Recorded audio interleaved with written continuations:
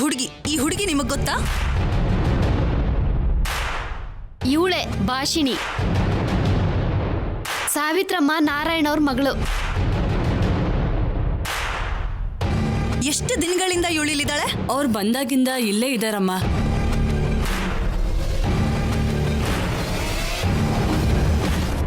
ಯಾರಮ್ಮ ಇವಳು?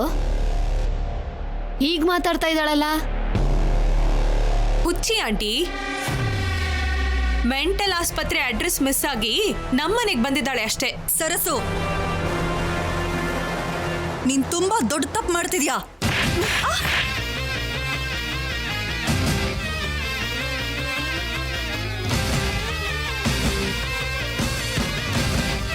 ಯಾರೇ ಸರ್ಸು? ಇನ್ನೊಂದ್ಸಲ ಆ ಹೆಸರು ಎತ್ತಿದ್ರೆ ಹಾಸ್ಪಿಟ್ಲ್ಗಲ್ಲ, ಡೈರೆಕ್ಟ್ ಆಗಿ ಮಾರ್ಚುರಿಗೆ ಕಳಿಸ್ತೀನಿ. ಹೊರಡು ಇಲ್ಲಿಂದ.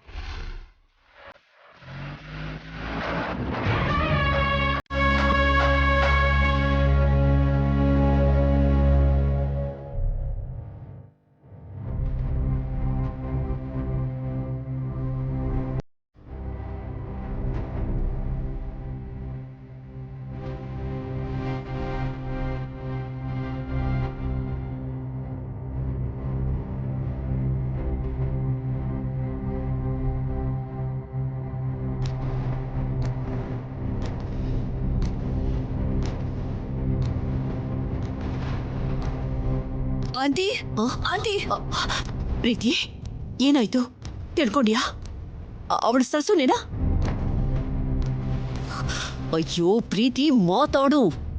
ಆಂಟಿ, ನಾವು ನೋಡಿದ್ದು ಸರಸುನಲ್ಲ, ಭಾಷಿಣಿ.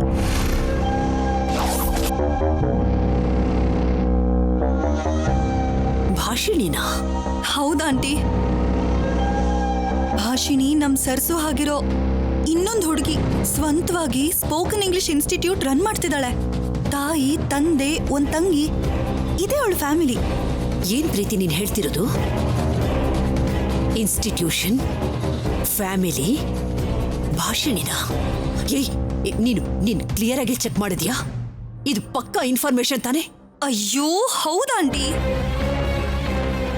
ನಂಬೋದಕ್ಕೆ ಕಷ್ಟ ಆದ್ರೂ ಇದೇ ನಿಜ ಆಂಟಿ. ಸರಸು ಜೊತೆ ಆ ಫ್ಯಾಮಿಲಿ ಕೂಡ ಡ್ರಾಮಾ ಮಾಡ್ತಿದ್ದಾರೆ ಅಂತ ಸ್ವಲ್ಪ ಜೋರಾಗೆ ಮಾತಾಡ್ದೆ. ಪಕ್ಕದ ಮನೆಯವ್ರನ್ನ ಕೂಡ ಕೇಳ್ದೆ. ಎಲ್ರೂ ಹೇಳಿದ್ದು ಒಂದೇ ಮಾತು, ಅವಳು ಸರಸು ಅಲ್ಲ, ಭಾಷಿಣಿ ಅಂತ.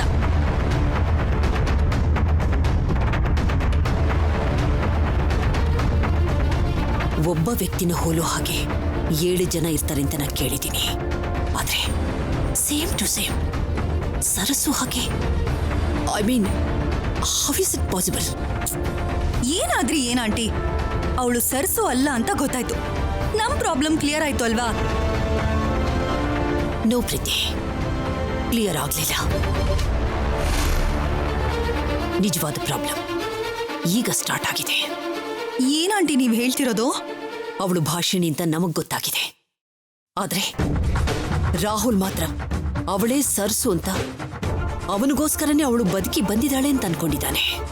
ಇಷ್ಟು ದಿವಸ ಅವನದು ಮೆಂಟಲ್ ಪ್ರಾಬ್ಲಮ್ ಅಂತ ಅನ್ಕೊಂಡಿದ್ವಿ. ಆದ್ರೆ ಅದಕ್ಕೊಂದು ಹೊಸ ಸೊಲ್ಯೂಷನ್, ಹೊಸ ರೂಪದಲ್ಲಿ ಬರುತ್ತೆ ಅಂತ ಎಕ್ಸ್ಪೆಕ್ಟೇ ಮಾಡಿರ್ಲಿಲ್ಲ.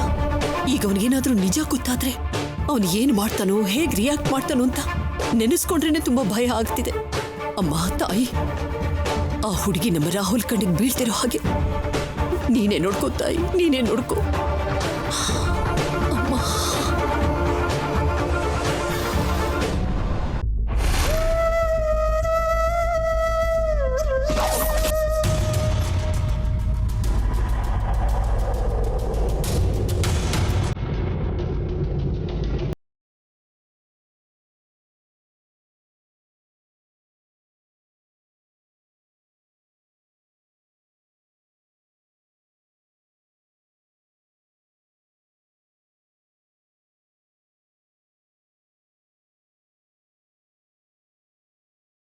ಬೇಕು ಅಂತಿದ್ಯಾ? ಯಾಕೆ ನನಗೆ ನೋವು ಕೊಡ್ತಾ ಇದೆಯಾ? ಸರ್ಸು, ಒಂದ್ಸಲ ನನಗೆ ಕಾಣಿಸ್ಕೋ ಪ್ಲೀಸ್, ಪ್ಲೀಸ್ ಸರ್ಸು.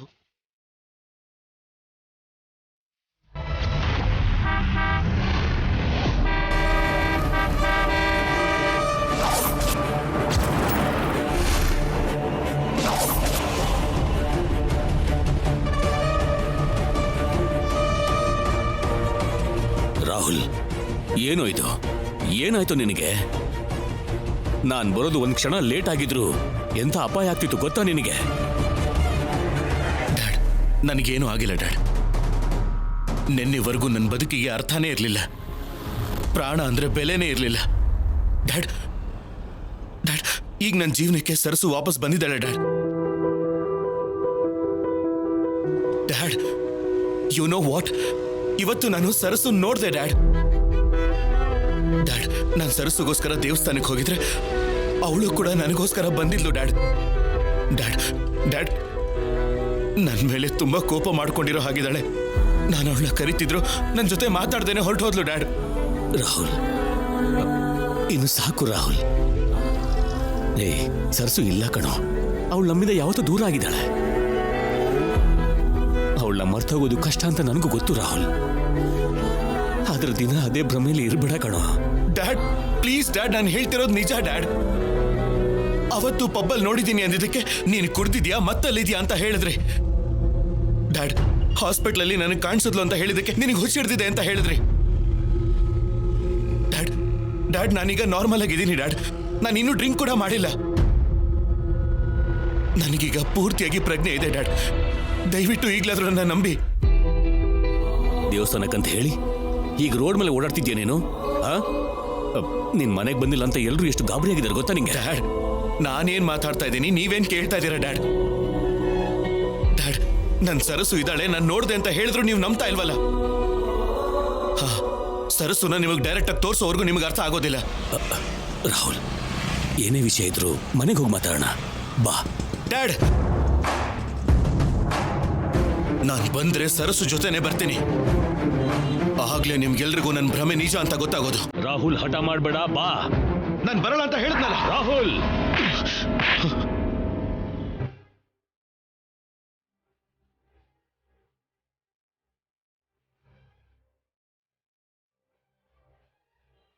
ಡ್ಯಾಡ್, ನೀವು ಹೊಡೆದ್ರು ಬೈದ್ರು ಸರಿ, ನಾನು ಹೇಳೋದು ಅದನ್ನೇ.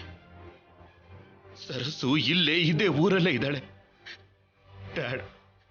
ನನ್ನ ನಂಬಿ ಡ್ಯಾಡ್, ಅವಳು ಇಲ್ಲೇ ಇದ್ದಾಳೆ ಡ್ಯಾಡ್.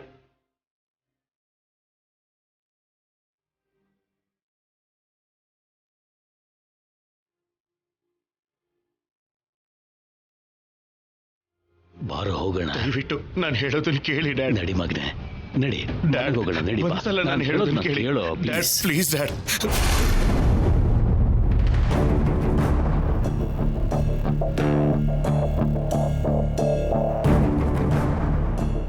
ಅಪ್ಪ, ನೀವಿಲ್ಲೇ ಕೂತ್ಕೊಳ್ಳಿ, ನಾನು ಡಾಕ್ಟರ್ ಹತ್ರ ಮಾತಾಡ್ಕೊಂಡು ಬರ್ತೀನಿ. ನಡಿಯಮ್ಮ, ನಾನು ಕೂಡ ಬರ್ತೀನಿ. ಬೇಡ ಅಪ್ಪ, ನೀವ್ಯಾಕೆ? ನನ್ನ ಬಗ್ಗೆ ಮಾತಾಡಕ್ ಹೋಗ್ಬೇಕಾದ್ರೆ ನಾನ್ ಯಾಕೆ ಅಂತೀಯಲ್ಲ ತಾಯಿ? ಅಂದ್ರೆ ಈ ಡಾಕ್ಟರ್ಗೆ ಸ್ವಲ್ಪ ದುಡ್ಡಿನ ಆಸೆ ಜಾಸ್ತಿಪ್ಪ. ನಿಮ್ಮನ್ನ ನೋಡಿದ್ರೆ ಆರೋಗ್ಯವಾಗಿದ್ರು ಸರಿ, ಭಯ ಪಡಿಸಿ ಏನೋ ಒಂದು ಟೆಸ್ಟ್ ಬರ್ದು ಮಾಡಿಸಿ ಅಂತಾರೆ. ಆ ಖರ್ಚು ಯಾಕ್ಬೇಕು ಹೇಳಿ? ಹೌದಾ? ಹಾಗಾದ್ರೆ ಬೇಡಮ್ಮ, ನಾನು ಇಲ್ಲೇ ಇರ್ತೀನಿ, ನೀನ್ ಹೋಗ್ಬಾ. ಸರಿ ಅಪ್ಪ, ಈ ಬ್ಯಾಗ್ ಇಟ್ಕೊಳ್ಳಿ, ನಾನು ಈಗ ಬರ್ತೀನಿ.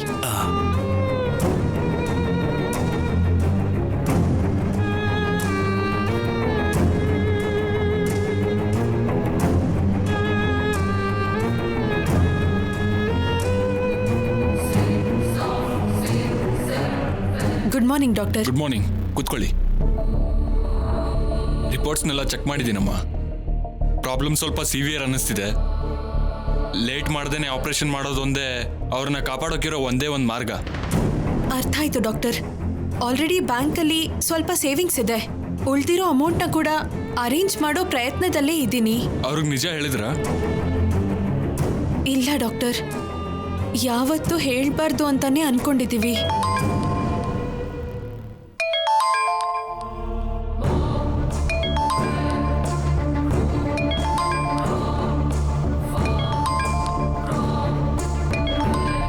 ಶೈಲು ಫೋನ್ ಮಾಡ್ತಿದ್ದಾಳೆ. ಪಾಪ ಏನಾದ್ರೂ ಮುಖ್ಯವಾದ ವಿಷಯನೋ ಏನೋ.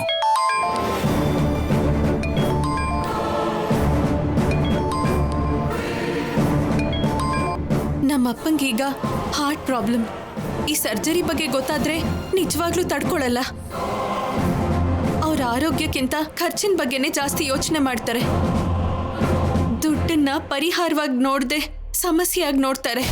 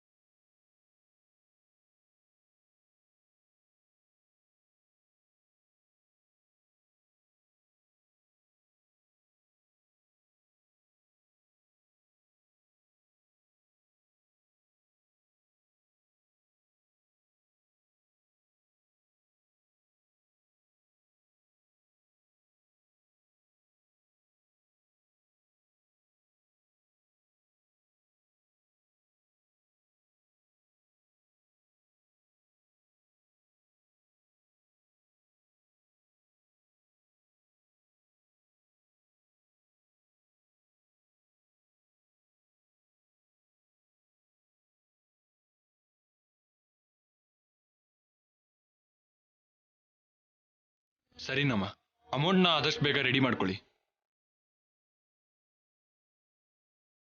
Thank you doctor.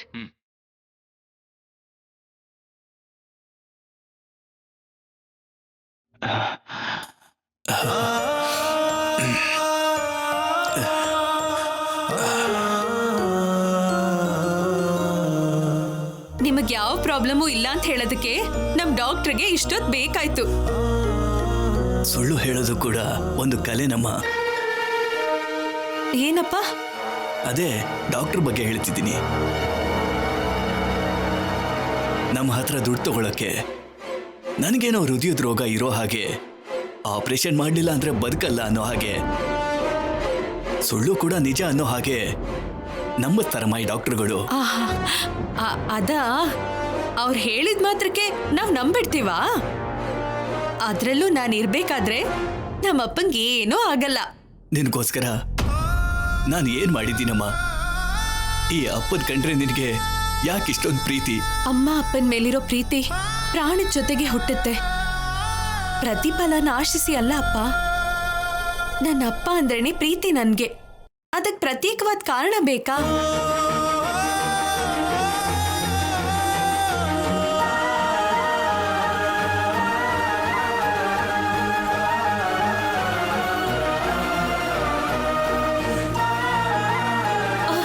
ಇದೇನಪ್ಪ? ವಯಸ್ಸಾಗ್ತಿರೋ ಹೃದಯ ಅಲ್ವೇನಪ್ಪ? ಯಾವತ್ತೋ ಒಂದಿನ ನಿಂತೋಗುತ್ತೇನೋ ಅಂತ ಇಷ್ಟು ದಿನ ನಿನ್ ಮೇಲಿಟ್ಟಿದ್ದ ಪ್ರೀತಿನ ಹೀಗೆ ಕಣ್ಣೀರಿನ ಹಾಗೆ ಬದಲಾಯಿಸ್ತಿದೆ. ಯಾಕಪ್ಪ ಹಾಗೆಲ್ಲ ಮಾತಾಡ್ತೀರಾ?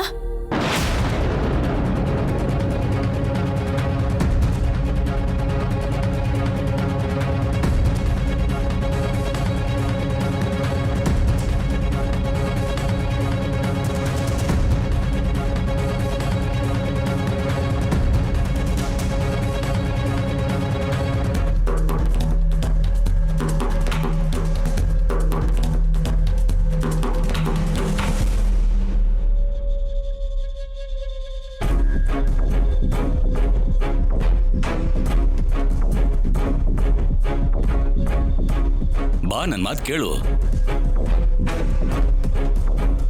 ಡ್ಯಾಡ್ ಪ್ಲೀಸ್ ಡ್ಯಾಡ್, ನನ್ನ ಮಾತು ಕೇಳಿ ಡ್ಯಾಡ್. ಡ್ಯಾಡ್ ದಯವಿಟ್ಟು ಒಂದೇ ಒಂದ್ಸಲ ಸ್ವಲ್ಪ ಸುಮ್ಮನೆ. ಇಷ್ಟೊತ್ತು ಎಲ್ಲೋ ಇದ್ದೆ, ಎಲ್ಲಿಗೆ ಹೋಗಿದ್ಯೋ? ನಾನು ಎಷ್ಟು ಭಯ ಪಟ್ಟಿದ್ದೆ ಗೊತ್ತೇನೋ? ಡ್ಯಾಡ್, ನಿಮ್ಮ ವೈಫ್ ಅವರು ಪ್ರೇಮ ಪರ್ಫಾರ್ಮೆನ್ಸ್ ಮತ್ತಿಲ್ದೆ ನೋಡ್ತಾ ಇದ್ರೆ ಅಸಹ್ಯ ಅನಿಸ್ತಾ ಇದೆ. ದಯವಿಟ್ಟು ಇದು ನಿಲ್ಸೋಕ್ ಹೇಳಿ ಡ್ಯಾಡ್.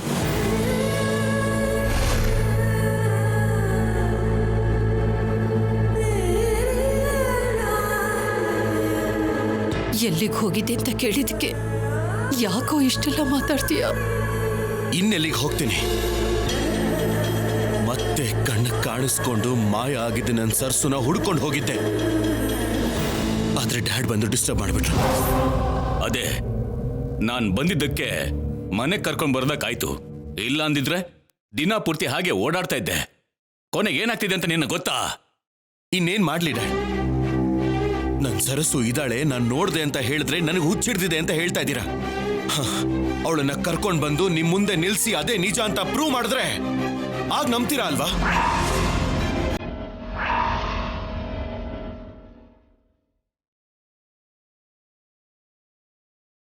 ನೋಡಿ ಇಲ್ಲಿ, ನಮ್ಮಮ್ಮ ನನ್ನನ್ನ ಹುಚ್ಚ ಹಿಡ್ದವನಾಗಿ ನೋಡ್ತಿದ್ದಾರೆ. ಇವತ್ತು ನಾನು ಕುಡ್ದೇ ಇಲ್ಲ, ಆದ್ರೆ ಕ್ಲಿಯರ್ ಆಗಿ ಕ್ಲಾರಿಟಿ ಆಗಿದ್ದೇನೆ.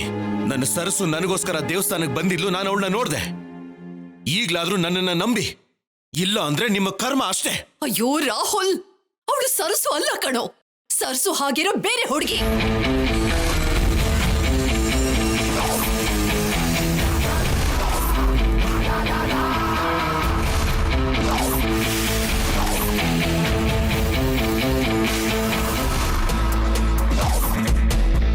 ಬೇರೆ ಹುಡುಗಿನ? ಏನ್ ನೀನ್ ಹೇಳ್ತಾ ಇರೋದು? ಹೌದು, ನಾನು ಕೂಡ ಹುಡುಗಿನ ನೋಡ್ದೆ. ಇವನ ಹಾಗೆ ನಾನು ಕೂಡ ಭ್ರಮೆ ಪಟ್ಟೆ. ಪ್ರೀತಿನ ಕಳಿಸಿ ಎನ್ಕ್ವೈರಿ ಮಾಡಿದಾಗ ಆ ಹುಡುಗಿ ಸರಸು ಅಲ್ಲ, ಸರಸು ರೂಪದಲ್ಲಿರೋ ಬೇರೆ ಹುಡುಗಿ ಅಂತ ಗೊತ್ತಾಯ್ತು. ಶಭಾಷ್, ವಾಟ್ ಅ ಸ್ಟೋರಿ! ಈ ವಿನೂತನವಾದ ಕಥೆಯಿಂದ ದ ಗ್ರೇಟ್ ವಾಗ್ದೇವಿ ಅವರು ನಂಬರ್ 1 ಸ್ಟೋರಿ ಟೆಲ್ಲರ್ ಅಂತ ನಿರೂಪಿಸ್ಬಿಟ್ರು.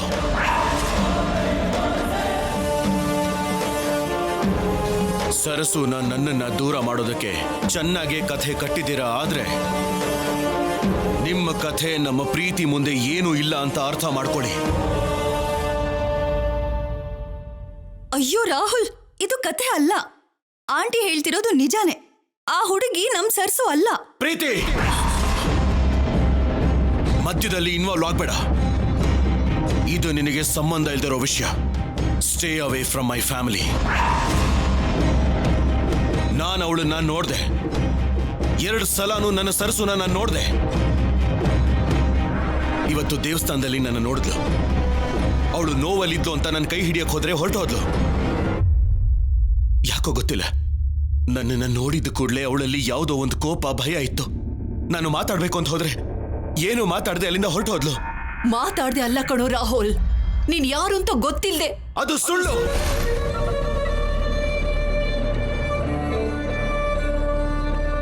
ಇಷ್ಟು ದಿನ ಅವಳಿದ್ದಾಳೆ ಅಂದ್ರೆ ಇಲ್ಲ ಅಂತ ಹೇಳ್ತಾ ಇದ್ರಿ. ಈಗ ಇದ್ದಾಳೆ ಅಂತ ಗೊತ್ತಿದ್ರು ಕೂಡ ಆ ನಿಜಾನ ಸುಳ್ಳು ಅಂತ ಹೇಳ್ತಾ ಇದ್ದೀರಾ. ಓಕೆ, ಅವಳು ನಿನ್ನ ಸರ್ಸುನೆ ಆಗಿದ್ರೆ, ನಿನಗೋಸ್ಕರ ಬದುಕಿದ್ದಿದ್ರೆ ನಿನ್ನ ಹತ್ರ ಯಾಕೋ ಮಾತಾಡ್ಲಿಲ್ಲ ಅವಳು. ಮತ್ತೆ ನಿನಗೋಸ್ಕರ ನಮ್ಮನೆಗೆ ಯಾಕೋ ಬರ್ಲಿಲ್ಲ ಅವಳು. ಹೇಳು ರಾಹುಲ್. ಭಯ.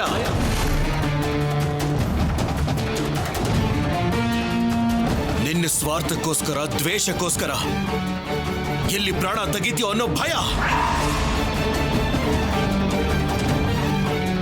ನನ್ನನ್ನ ಮದುವೆ ಮಾಡ್ಕೊಂಡ್ಲು ಅನ್ನೋ ಪಾಪಕ್ಕೆ ಸಾಯಿಸ್ಬೇಕು ಅಂತ ಅನ್ಕೊಂಡಿರೋ ಮನೆಗೆ ಯಾಕೆ ಬರ್ತಾಳೆ? ಬಂದು ನಿನ್ನ ಕೈಯಲ್ಲಿ ಸಾಯ್ಬೇಕು ಅಂತ ಯಾಕೆ ಅನ್ಕೋತಾಳೆ? ನಿನ್ನ ಮಗನಾಗಿ ಹುಟ್ಟಿದ್ದಕ್ಕೆ ನನ್ನ ಮೇಲಿರೋ ಪ್ರೀತಿಗಿಂತ ನೀನು ಅಂದ್ರೇನೆ ಭಯ ಜಾಸ್ತಿ ಆಗೋಗಿದೆ. ಅದಕ್ಕೆ ನಾನ್ ಯಾರು ಅಂತ ಗೊತ್ತಿಲ್ಲದೆ ಇರೋ ಹಾಗೆ ನಾಟಕ ಮಾಡ್ಕೊಂಡು ನನ್ನ ಜೊತೆ ಮಾತಾಡ್ತಿಲ್ಲ. ಓ ರಾಹುಲ್, ಇನಫ್. ನಾನ್ ಸರ್ಸುನ ಸಾಯಿಸಿಲ್ಲ.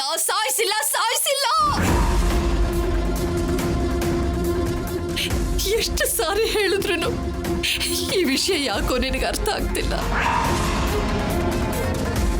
ನಿಜ ಏನು ಅಂತ ಗೊತ್ತಿರೋ ನನಗೆ ನೀನು ಹೇಳೋ ಸುಳ್ಳು ಯಾವುದೇ ಕಾರಣಕ್ಕೂ ಅರ್ಥ ಆಗೋದಿಲ್ಲ.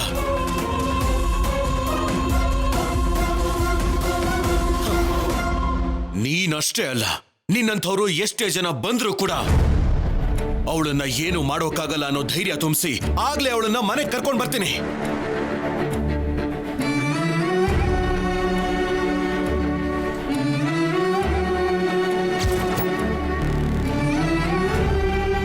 ತಿಳ್ಕೊಂಡಿರೋ ಈ ಭ್ರಮೆನ ಸುಳ್ಳು ಅಂತ ಅವನಿಗೆ ನಾನು ಹೇಗೆ ಹೇಳಿ?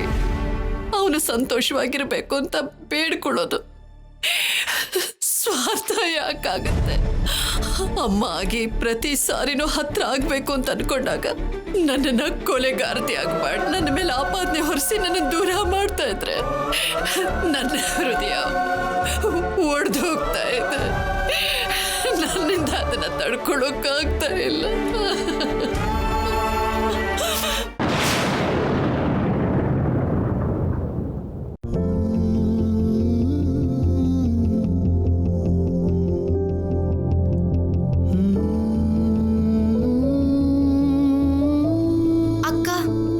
ನೆಕ್ಸ್ಟ್ ಮಂತ್ ನನ್ನ ಫ್ರೆಂಡ್ಸ್ ಎಲ್ರು ಪ್ರಾಜೆಕ್ಟ್ ವರ್ಕ್ಗೋಸ್ಕರ ಮೈಸೂರಿಗೆ ಹೋಗ್ತಿದ್ದಾರೆ. ನಾನು ಕೂಡ ಹೋಗೋಣ ಅನ್ಕೋತಿದ್ದೀನಿ. ಮೈಸೂರಾ? ಎಷ್ಟಾಗುತ್ತೆ? 5,000. 5,000 ಅಂದ್ರೆ ಸ್ವಲ್ಪ ಕಷ್ಟ ಸಂಧ್ಯಾ. ನೋಡೋಣ ಬಿಡು. ಏನೇ ನೋಡೋದು? 5,000 ಅಂದ್ರೆ ಸ್ವಲ್ಪ ಅಲ್ಲ. ನಾವಿರೋ ಪರಿಸ್ಥಿತಿಲಿ ತುಂಬಾ ಕಷ್ಟ. ಏನು ಅಗತ್ಯ ಇಲ್ಲ, ಇಲ್ಲೇ ಏನಾದ್ರೂ ಮಾಡ್ಕೋ. ನಾನೇನ್ ಫ್ರೆಂಡ್ಸ್ ಜೊತೆ ಎಂಜಾಯ್ ಮಾಡಕ್ ಹೋಗ್ತಿಲ್ಲ. ಈ ಪ್ರಾಜೆಕ್ಟ್ ಚೆನ್ನಾಗಿ ಫಿನಿಶ್ ಮಾಡಿದ್ರೆ ಬೇಗ ಕೆಲಸ ಸಿಗುತ್ತೆ ಅಂತ ಕೇಳ್ದೆ. ಯಾವಾಗ್ಲೂ ಇಷ್ಟೇ, ಅರ್ಥ ಮಾಡ್ಕೊಳ್ದೆ ಬೈತೀರಾ. ಸಂಧ್ಯಾ ಸಂಧ್ಯಾ, ಏನಮ್ಮ ನೀನು? ಆರಾಮಾಗಿ ಹೇಳ್ಬೋದಿತ್ತಲ್ವಾ, ಯಾಕೆ ಕೋಪ ಮಾಡ್ಕೊಳ್ಳೋದು? ಕೇಳೋಕ್ ಮುಂಚೆ ಅವಳು ಯೋಚನೆ ಮಾಡ್ಬೇಕಲ್ವೇನೆ? ನೀನೊಬ್ಳು ಸಂಪಾದನೆಯಲ್ಲಿ ಬದುಕ್ತಾ ಇದೀವಿ, ಏನಿದೆಯೋ ಅದನ್ನ ಮಾಡೋದ್ ಬಿಟ್ಟು ಇಲ್ದಿರೋದ್ರ ಬಗ್ಗೆ ಆಸೆ ಪಡೋದು ಯಾಕೆ? ಅಮ್ಮ, ಅಗತ್ಯ ಇರುತ್ತಮ್ಮ. ಅರ್ಥ ಮಾಡ್ಕೋತಾಳೆ ಬಿಡೆ. ಇನ್ಸ್ಟಿಟ್ಯೂಟ್ ಅಲ್ಲಿ ವರ್ಕ್ ನ ಪಾರ್ಟ್ ಟೈಮ್ ಮಾಡ್ಕೊಂಡು ಫುಲ್ ಟೈಮ್ ಏನಾದ್ರೂ ಜಾಬ್ ಮಾಡ್ಬೇಕು ಅನ್ಕೋತಿದ್ದೀನಮ್ಮ. ಬರೋ ಸಂಬಳ ನಮ್ಗಿರೋ ಸಮಸ್ಯೆಗಳಿಗೆ ಪರಿಹಾರ ತೋರಿಸ್ಬೋದು ಅಂತ ಅನಿಸ್ತಿದೆ. ಏನು 2 ಕೆಲ್ಸನಾ? ಆ ಇನ್ಸ್ಟಿಟ್ಯೂಟ್ಗೋಸ್ಕರ ಬೆಳಿಗ್ಗೆಯಿಂದ ಸಂಜೆವರೆಗೂ ಮೈಕೈ ನೋವು ಮಾಡ್ಕೊಂಡು ಕಷ್ಟ ಪಡ್ತಾ ಇದ್ಯಾ? ಈಗ ಇನ್ನೊಂದ್ ಕೆಲ್ಸ ಅಂದ್ರೆ ಸುಮ್ನೆನಾ? ಹಾಗಲ್ಲಮ್ಮ, ಅಪ್ಪನ ಆಪರೇಷನ್ಗೆ ದುಡ್ಡು ಅರೇಂಜ್ ಮಾಡ್ಬೇಕು ಅಂದ್ರೆ ಸ್ವಲ್ಪ ಕಷ್ಟ ಪಡ್ಲೇಬೇಕು. ಇನ್ನೂ ತಡ ಮಾಡಬಾರ್ದು ಅಂತ ಡಾಕ್ಟರ್ ಹೇಳಿದ್ದಾರೆ. ಆದ್ರೂ ನಂಗೇನ್ ಕಷ್ಟ ಇಲ್ಲಮ್ಮ. ನಿಮ್ಮೆಲ್ರೂ ನಗುನ ನೋಡ್ತಿದ್ರೆ ಚಿಟ್ಕೆಲ್ ಮಾಯ ಆಗ್ಬಿಡುತ್ತೆ.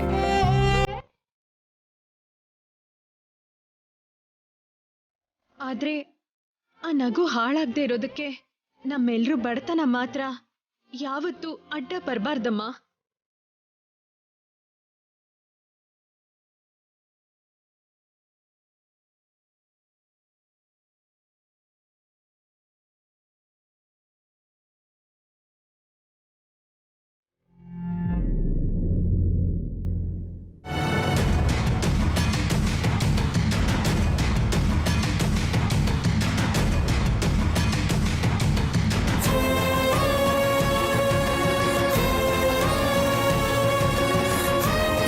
ನನ್ನೇ ನೋಡ್ತಿದ್ದೀರಾ?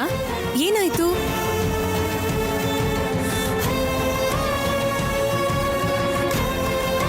ತುಂಬಾ ಗರ್ವ ಅನ್ನಿಸ್ತಿದ್ಯಮ್ಮ. ಮಗ ಹುಟ್ಟಿದ್ರೆ ನಮ್ಮನ್ನ ನೋಡ್ಕೋತಿದ್ನೋ ಇಲ್ವೋ, ಆದ್ರೆ ನಿನ್ನಂತ ಮಗಳು ಮಾತ್ರ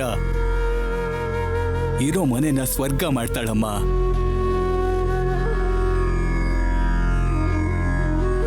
ಆದ್ರೆ ನಿನ್ನ ಕಷ್ಟಗಳಿಗೆ ಕಾರಣ ಆಗಿರೋದಕ್ಕೆ, ಜವಾಬ್ದಾರಿ ಹೊರಬೇಕಾದ ನಾನು ಭಾರ ಆಗಿರೋದಕ್ಕೆ ಈ ನಿರ್ಜೀವ ತಂದೆನ ಕ್ಷಮಿಸ್ಬಿಡಮ್ಮ.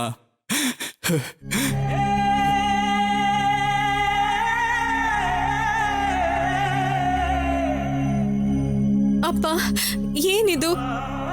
ಯಾಕೆ ಹೀಗೆ ಮಾತಾಡ್ತಿದ್ದೀರಾ?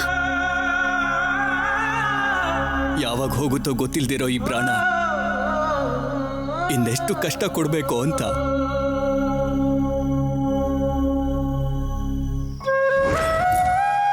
ಅಪ್ಪ, ಏನಾಯ್ತು ನಿಮ್ಗೆ? ಯಾಕೆ ಹೀಗೆಲ್ಲ ಮಾತಾಡ್ತಿದ್ದೀರಾ? ಎಲ್ಲ ಬಿಟ್ಟು ಹೋಗುವಂತ ವಯಸ್ಸಲ್ವೇನಮ್ಮ. ಇವತ್ತಲ್ದೇ ಇದ್ರು ನಾಳೆ ಯಾವತ್ತಾದ್ರೂ ಹೋಗ್ಬೇಕಾಗಿರೋದೆ. ಮನೆಗೆ ದೊಡ್ಡವನಾಗಿದ್ರು ಕೂಡ ನಿರ್ಜೀವದ ಹಾಗೆ ಬದುಕ್ತಾ ಇದ್ದೀನಮ್ಮ. ಸಾಕ್ ನಿಲ್ಸಿ ಅಪ್ಪ, ಹಾಗೆ ಮಾತಾಡ್ಬೇಡಿ.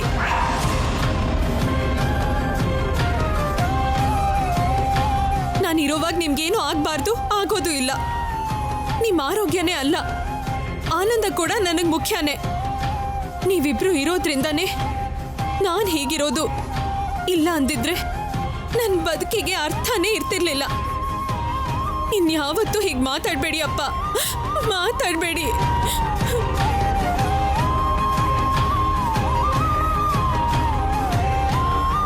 ಮಾತಾಡಬೇಡಿ.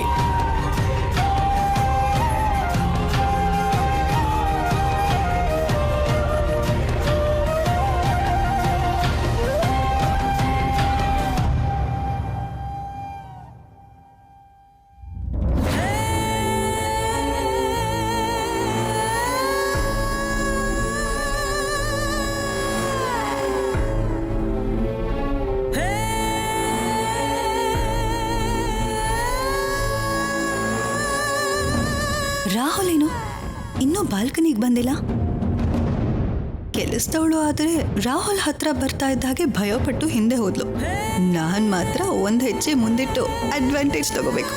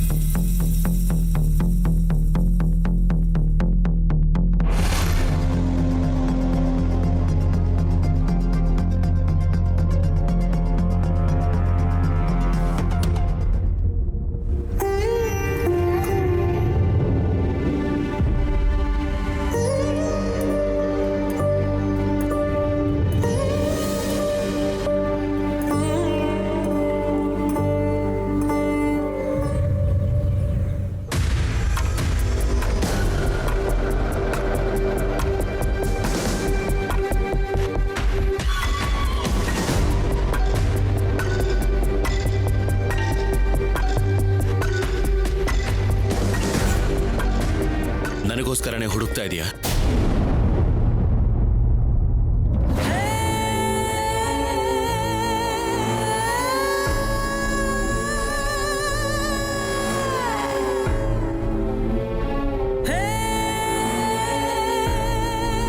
ಅಂದ್ರೆ ರಂಗೋಲಿ ಹಾಕಿದ್ರೆ ನೀನು ಇಷ್ಟಪಡ್ತೀಯ ಅಂತ ಮಾರ್ನಿಂಗ್ ಇಂದ ಪ್ರಾಕ್ಟೀಸ್ ಮಾಡಿ ಕಷ್ಟಪಡ್ತಿದ್ದೀನಿ. ಥ್ಯಾಂಕ್ ಯು ಪ್ರೀತಿ. ಈ ಮನೆಯಲ್ಲಿ ಎಷ್ಟು ಜನ ಇದ್ರೂ ಸರಿ, ನೀನೊಬ್ಳೆ ನನ್ನನ್ನು ಪೂರ್ತಿಯಾಗಿ ಅರ್ಥ ಮಾಡ್ಕೊಂಡು ನನಗೇನ್ ಬೇಕು ಅಂತ ನೋಡ್ಕೋತಿದ್ಯಾ. ನಿನ್ನ ಕಾಳಜಿಗೆ ಏನ್ ಗಿಫ್ಟ್ ಕೊಡಬೇಕು ಅಂತ ನನಗೆ ಗೊತ್ತು. ನೀನು ಎಕ್ಸ್ಪೆಕ್ಟ್ ಮಾಡಿದ್ದಕ್ಕಿಂತ ಒಳ್ಳೆ ಗಿಫ್ಟನ್ನೇ ಕೊಡ್ತೀನಿ.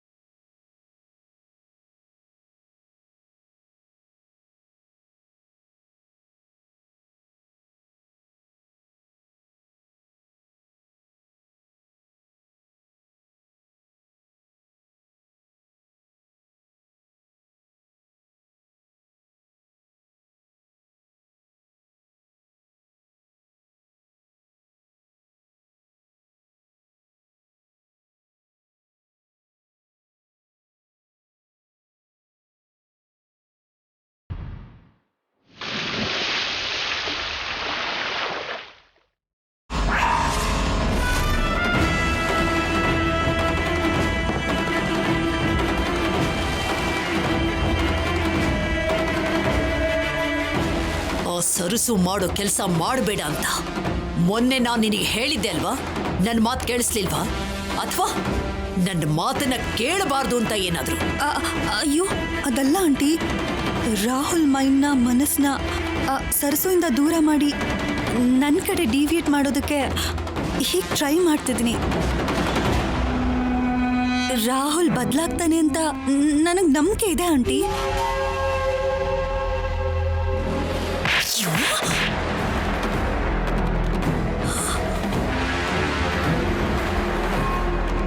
ನೋಡು, ಮರ್ತ್ ಹೋಗಿರೋದನ್ನ ನೆನಪು ಮಾಡಿದ್ರೆ ಬದಲಾಗೋದಿಲ್ಲ.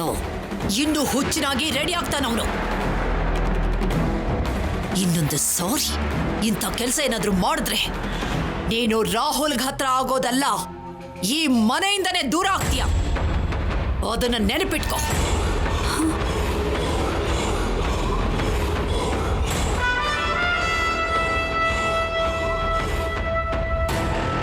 ರಾಹುಲ್ನ ಅಟ್ರಾಕ್ಟ್ ಮಾಡೋಣ ಅಂತ ನೋಡಿದೆ, ಆದರೆ ಇಷ್ಟು ಚಿಕ್ಕ ಲಾಜಿಕ್ನ ಹೇಗೆ ಮಿಸ್ ಮಾಡಿದೆ?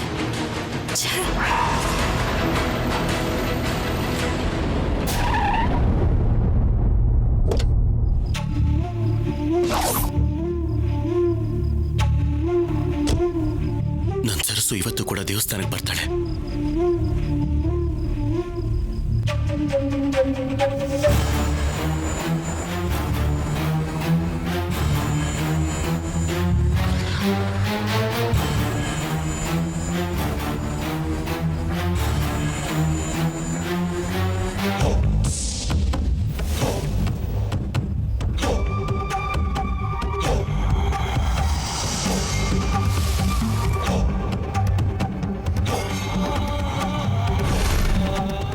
ಪುರೋಹಿತ್ರೆ, ನನ್ನ ಸರ್ಸು ಇವತ್ತು ದೇವಸ್ಥಾನಕ್ಕೆ ಬಂದಿದ್ಲ? ಸರಸುನಾ?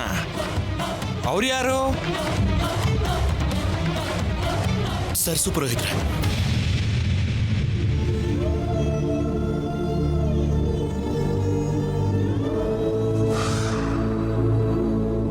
ಈ ಹುಡುಗಿನೇ ಮೊನ್ನೆನೂ ಇಲ್ಲಿಗೆ ಬಂದಿದ್ಲು, ನಾನು ನೋಡಿದ್ದೆ. ನನ್ನ ಸರ್ಸುಗೆ ದೇವರು ಅಂದ್ರೆ ಪೂಜೆ ಅಂದ್ರೆ ತುಂಬಾ ಇಷ್ಟ.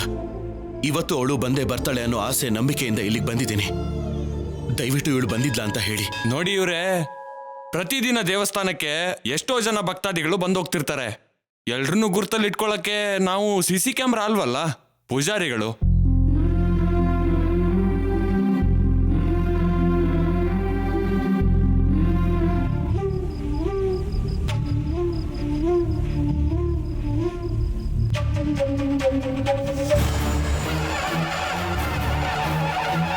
ಬೇಡ್ಕೊಂಡಿದ್ ಕೂಡ್ಲೆ ನನ್ನ ಸರಸ್ಸು ನನ್ನ ಕಣ್ಮುಂದೆ ಕಾಣುವಂತಹ ವರ ಕೊಟ್ಟೆ. ಆದ್ರೆ ಏನು ಮಾತಾಡದೆ ಮಾಯ ಆಗೋ ಹಾಗೆ ಯಾಕೆ ಮಾಡಿದೆ ಸ್ವಾಮಿ? ಎಷ್ಟು ದಿನ ಆದ್ರೂ ಅವಳಿಗೋಸ್ಕರ ಕಾಯ್ತೀನಿ ಅಂತ ಗೊತ್ತಿದ್ರು ಕೂಡ ನನ್ನ ಸರಸ್ಸು ಎದುರುಗಡೆ ಕಾಣಿಸಿದ್ರು ಯಾಕೆ ಮಾತಾಡ್ಲೇ ಇಲ್ಲ? ಅಂದ್ರೆ ಸರಸ್ಸುಗೆ ನನ್ನ ಮೇಲೆ ಕೋಪ ಇದೆಯಾ, ಅಥವಾ ನಿಜವಾಗ್ಲೂ ನಮ್ಮಮ್ಮನಿಗೆ ಭಯ ಪಡ್ತಿದ್ದಾಳ? ಈ ಅನುಮಾನಗಳೆಲ್ಲ ಕ್ಲಿಯರ್ ಆಗ್ಬೇಕು ಅಂದ್ರೆ ನನ್ನ ಸರಸ್ಸು ದೇವಸ್ಥಾನಕ್ಕೆ ಬರಬೇಕು. ನಾನು ಯಾವ ತಪ್ಪು ಮಾಡಿಲ್ಲ ಅಂತ ಅವಳಿಗೆ ಹೇಳಬೇಕು. ಹೇಗಾದ್ರೂ ಮಾಡಿ ನಮ್ಮ ಜೋಡಿನ ಒಂದು ಮಾಡೋ ಜವಾಬ್ದಾರಿ ನಿಂದೆ ಸ್ವಾಮಿ. ಇವತ್ತು ಎಷ್ಟೇ ಹೊತ್ತಾದ್ರೂ ಸರಿ, ಸರಸ್ಸು ಬರೋವರೆಗೂ ನಾನಿಲ್ಲಿಂದ ಎಲ್ಲಿಗೂ ಹೋಗೋದಿಲ್ಲ. ಇದು ನಿನ್ನ ಮೇಲಿರೋ ಭಕ್ತಿ ಅಲ್ಲ ಸ್ವಾಮಿ, ನನ್ನ ಪ್ರೀತಿ ಮೇಲಿರೋ ದೃಢವಾದ ನಂಬಿಕೆ.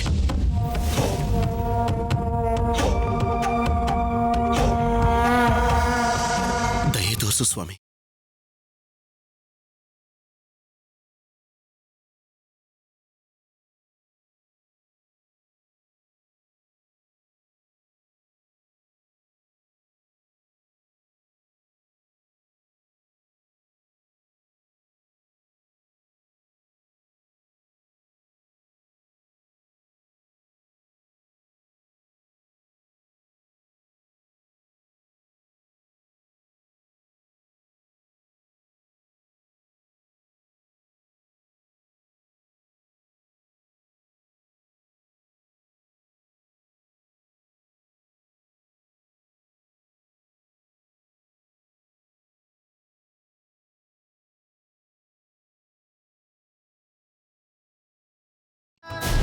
ಶೈಲು, ಈ 2 ದಿನ ಇನ್ಸ್ಟಿಟ್ಯೂಟ್ನ ನೀನೇ ನೋಡ್ಕೋ.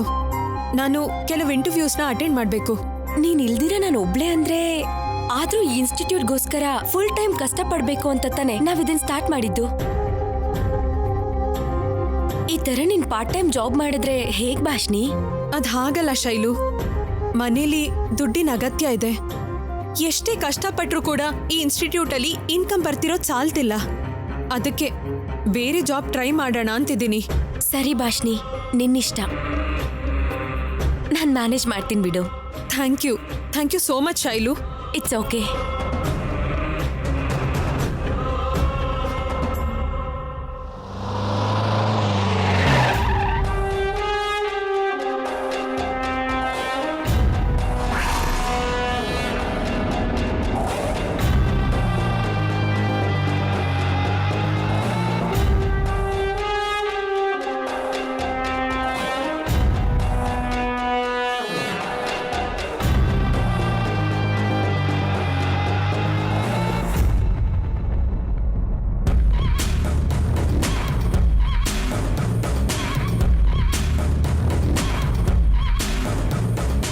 ಏನು ಭಾಷಿಣಿ ಮೇಡಮ್ ಅವರೇ, ಆರಾಮ?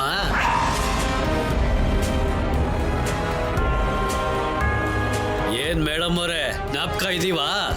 ನಿಮ್ಮನ್ನ ಹೇಗ್ ಮರೆಯೋಕ್ಕಾಗತ್ತೆ? ಇನ್ಸ್ಟಿಟ್ಯೂಟ್ಗೋಸ್ಕರ ನನ್ನ ಮಗಳಿಗೆ ಬೇಕಾಗಿರೋ ದುಡ್ಡನ್ನು ಕೊಟ್ಟು ಸಹಾಯ ಮಾಡಿದ್ರಿ. ಸಹಾಯ ಅಲ್ಲ, ವ್ಯಾಪಾರ, ಬಡ್ಡಿ ವ್ಯಾಪಾರ.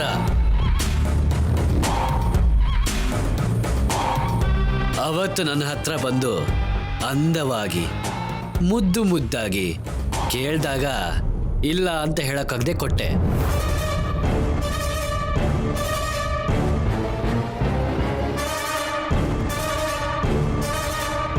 ಮೊದಲನೇ ತಿಂಗಳು ಬಡ್ಡಿ ಕಟ್ಟಿ ಆಮೇಲೆ ಮರ್ತೋದ್ರಿ. ಈಗ ಬಡ್ಡಿ ಚಕ್ರ ಬಡ್ಡಿಯಾಗಿ ಅಸಲು ಕಟ್ಟೋದಕ್ಕಿಂತ ಜಾಸ್ತಿ ಬೆಳ್ತಿದೆ. ಪೂರ್ತಿ ಕ್ಲಿಯರ್ ಮಾಡಿದ್ರೇನೆ ನಾನು ಇಲ್ಲಿಂದ ಹೊರಡೋದು. ಸ್ವಲ್ಪ ಕಷ್ಟ ಆಗಿ ದುಡ್ಡಿನ ಸಮಸ್ಯೆ ಆಗಿದೆ ಸರ್. ಇನ್ಸ್ಟಿಟ್ಯೂಟ್ ಕೂಡ ಲಾಸ್ ಅಲ್ಲಿದೆ. ಇನ್ನೊಂದು ತಿಂಗಳು ಗಡುವು ಕೊಟ್ರೆ ಬಡ್ಡಿ ಜೊತೆಗೇನೆ ಅಸಲನ್ ಕೂಡ ಕಟ್ಬಿಡ್ತೀನಿ.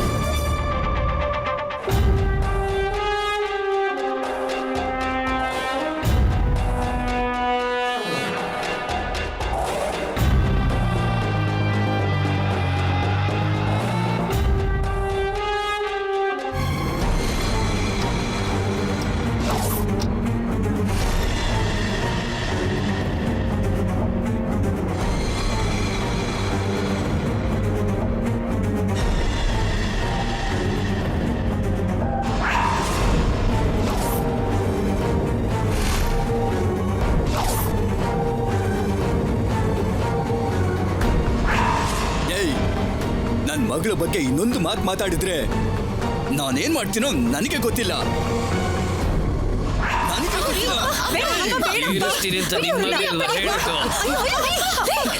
ಸಾಕ್ ನಿಲ್ಸಿ. ಸಾಲ ಕೊಟ್ಟಿದ್ದೀನಿ ಅಂದ್ ಮಾತ್ರಕ್ಕೆ ಅಡ್ವಾಂಟೇಜ್ ತಗೋಬೇಡಿ. ಮಾತಲ್ಲಿ ಮರ್ಯಾದೆ ಇರ್ಲಿ. ಏನ್ ಚಿನ್ನ, ನಿಂಗೆ ಮರ್ಯಾದೆ ಬರೀ ಕೊಡ್ಬೇಕಾ?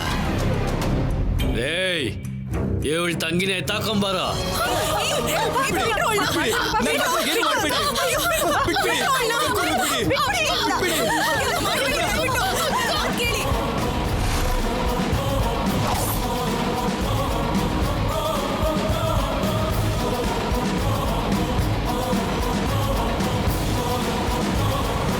ನಿಮ್ಮ ಕೈ ಮುಗಿತೀನಿ, ಅವಳನ್ನ ಬಿಟ್ಬಿಡಿ. ದಯವಿಟ್ಟು 1 ತಿಂಗಳು ಟೈಮ್ ಕೊಡಿ. ನಿಮ್ ದುಡ್ಡನ್ನ ವಾಪಸ್ ಕೊಟ್ಬಿಡ್ತೀನಿ. ಒಂದು ಅವಕಾಶ ಕೊಡಿ ಪ್ಲೀಸ್. 10 ದಿನದಲ್ಲಿ ಫುಲ್ ಸಾಲ ಕ್ಲಿಯರ್ ಮಾಡಿಲ್ಲ ಅಂದ್ರೆ ನಿನ್ ತಂಗಿನ ಮತ್ತೆ ತಗೊಂಡು ಹೋಗ್ತೀವಿ. ಏಯ್ ಬರೋ. ಸಂಧ್ಯಾ, ಸಂಧ್ಯಾ.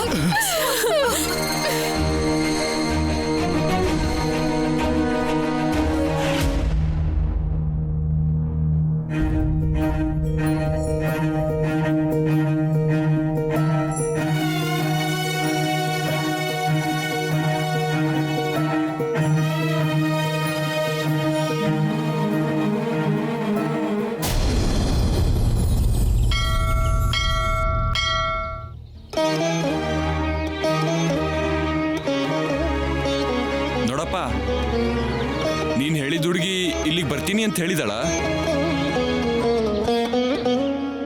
ಪುರೋಹಿತ್ರ ಹೇಳಲಿಲ್ಲ, ಆದ್ರೆ ಬರ್ತಾಳೆ.